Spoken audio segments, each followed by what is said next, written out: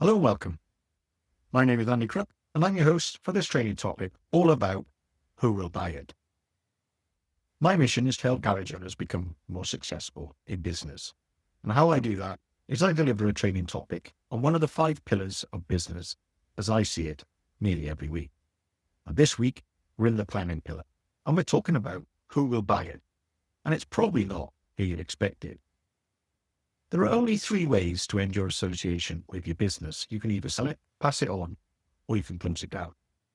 Planning for the end is vital if you're going to get the outcome you dreamed of. You will have a different strategy depending on which of those outcomes you wish to achieve. So if you know you're going to sell, you probably haven't asked yourself, is who will actually buy it?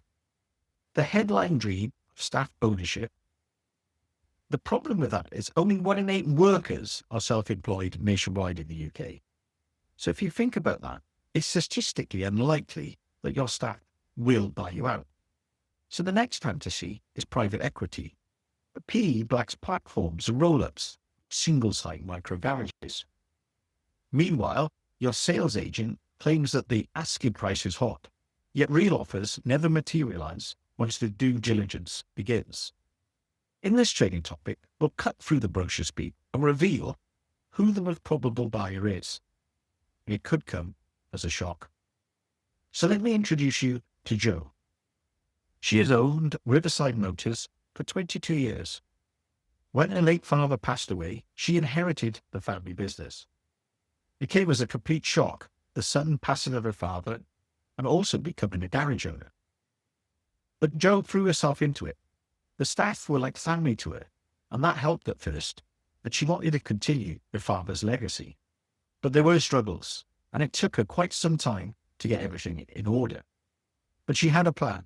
Her father had always said the business was his pension, and that the hard times now would be worth it in the end.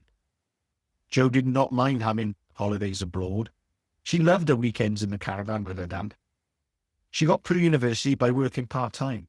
That work ethic was the same as her father's. He would work all hours just to make ends meet. She had always planned to sell the business and had followed the advice of a business coach. She had built systems, created processes, had a loyal customer base, and had reached a point where it could operate without her. But Jo promised herself 2 things wouldn't happen when she finally decided to sell. Number 1, she'd be completely honest with the team, and she wouldn't kid herself about who the buyer would be. Yet, she almost broke promises. So let's take a look at Jo's hopes, dreams, and the reality of selling her business. So the first idea sounded romantic. They were going to sell it to the staff. They were going to use something called an employee ownership trust. They were going to keep the name, protect the culture, and the staff share in the upside. So Jo booked a Tuesday pizza night, printed off frequently asked questions, and drew a big heart around the words owned by us on a fit chart. She delivered the presentation, but silence. Someone finally asked, "Do we personally buy the shares?" "No," said Jo. "A trust buys the company. You don't pay, you just get tax-free bonuses up to a limit and a say through trustees." Another tech frowned. "So we don't own it, but we're kind of responsible for it." And then a service advisor finally whispered the fear everyone had. "So if profits dip, do our bonuses vanish, but the pressure remains?" The mood shifted, not hostile, but hesitant.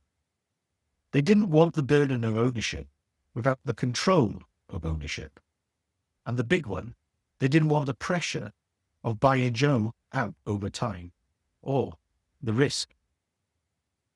By Thursday, plan was clear. It was a lovely idea, but the wrong team. Not bad people, it just wasn't their dream. You've got to remember that only 1 in 12 adults are self-employed. And the reason for this is probably to do with risk. Now, you probably can't see it because you're entrepreneurial. That's why you run your own business. But other people think it's risky. The reason they think it's risky is because it is. 1 in every other business will go bust, approximately in the first 5 years. Who wants that pressure other than people who are entrepreneurial? So if you think about it, with only 1 in 8 workers self-employed in the UK, it's statistically unlikely that your staff will even be entrepreneurial, let alone want to buy your business. So that's something to consider, and probably a sobering thought. So what about private equity? Enter the slide decks. A friend had told Joe there's PE money all over automotive at the moment, and Joe had seen a local motor factor bought out by a large buying group. This seemed like a good bet. Their friend put her in touch with a PE fund. The PE fund Joe spoke to was polite but surgical. They talked about scale, redeploying package of 10 to 30 million. The EBITDA is great for an owner, but too small for us directly. There's a key person risk. If you leave, your customers might leave too. Concentration. 2 fleets are 28% of your turnover. One change of fleet manager and the numbers could move. The outcome? We only back groups to buy 10 sites. You'd be likely to be bought out by a group, but not by us. There is interest in automotive. It's just not for a single site, Michael. A group of businesses might get their attention. Try and sell to one of those, was the advice. She didn't know a group of businesses. She was a single site business. It seemed like private equity wasn't the answer. Then she was told, what about a broker?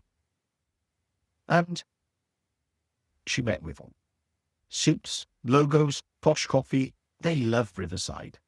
They love Joe's laminated SOPs. They really love her target price. We can list it for that, they said, tapping the shiny deck. We have buyers. And they did list it. The phone rang. Interest. Non-disclosure agreements, site visits. And then? Nothing. The broker still called each Friday. Pipeline is strong. A couple of parties at your number. But her number was really their brochure number.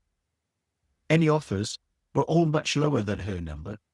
And to be truthful, they were much more honest. Joe stared at the wall where the framed first MOT certificate hung. She felt foolish. Not because her price was greedy, but because the market didn't care about her brochure. So along came the buyer Joe didn't expect. One Monday, Joe found a note under the reception bell. Harbour Auto would like a quiet conversation. No brokers, no drama, just lunch. Call Sam. Harbour Auto was Joe's biggest rival. Its small towns can have rivals without being, well, enemies. They did trade MOTs for them before they opened their own MOT day. Their owner, Sam, was a good guy, efficient and well-respected. They'd taken a second site last year, and despite the name change, customers barely noticed. Joe frowned at the note. She pictured their yard painted Harbour blue. The sign changed, the phone answered differently. The thought made her stomach droop. She called anyway. They met in a cafe with mixed plates and excellent coffee. Sam didn't bring a brochure or a PowerPoint presentation. He brought a pen and wrote numbers on the napkin. Sam didn't pretend to be private equity. He didn't pretend his staff wanted to be entrepreneurs. He didn't pretend the brochure number was real. But he did understand the postcode, and he understood the position Joe found herself in. That night, Joe slept for the first time in weeks. So Joe called another pizza night and told her stack the story without any spit. I looked at an employee ownership trust, but not everybody wants to own a business. In fact, only 8% of the workforce is self-employed, and you're not that team. I looked at private equity. They back groups, not singles. Brokers said they could get my number, but the market said otherwise. Harbour will keep you all on. They're paying a fair price, and I'm financing part of it. I need 3 months to hand over the playbook. Then it's theirs, and honestly, it'll still feel like it's yours. There were questions, not the bad kind, but the grown-up kind, and Joe signed the deal. 3 months later, the site read Harbour Motors. Customer didn't notice the universe tilt off its axis, and Joe handed over the keys with a steady hand. So, This is the bit you should probably underline. Have you asked yourself who will buy it? In the real world of UK independent garages, it's normally going to be a trade buyer that's going to buy business. Often, it could be a competitor, and hopefully someone you already respect. But you need to plan for that. You need to make the business easy to run, with repeatable revenue and a stable team and a playbook someone else can pick up on Monday. And if you do want to do an employee ownership trust or a management buyout someday, you need to start now. You need to build governance, tidy profits, create mini P&Ls that different people are responsible for. And you need to talk about ownership long before anybody ever mentions a sale. The best exit is planned years before, not months out. If you don't believe me, keep an eye on the business classifieds. Can you tell which business planned for a sales exit and which ones are distress sales when you look at them? If you want, keep an eye on them over a period of time. You'll see certain businesses are there every month, week in, week out, and they're just there. They've got a great number, should they get it, but no one's buying it. And you've got to ask yourself why. It's probably because they haven't planned for that exit. If you're thinking that you may sell your business at the end, then you need to do something about it now. I know that sounds a long way out, but realistically, you should have a 5-year runway at minimum to get your business in a position where it would be ideal for someone to buy. Otherwise, you're not going to get the number that you think you're going to get. If this has made you think a little bit about planning for the future and planning for the end, then I've done my job. What's probably stopping you is starting. And if you should, you must. Thanks for listening. Take care.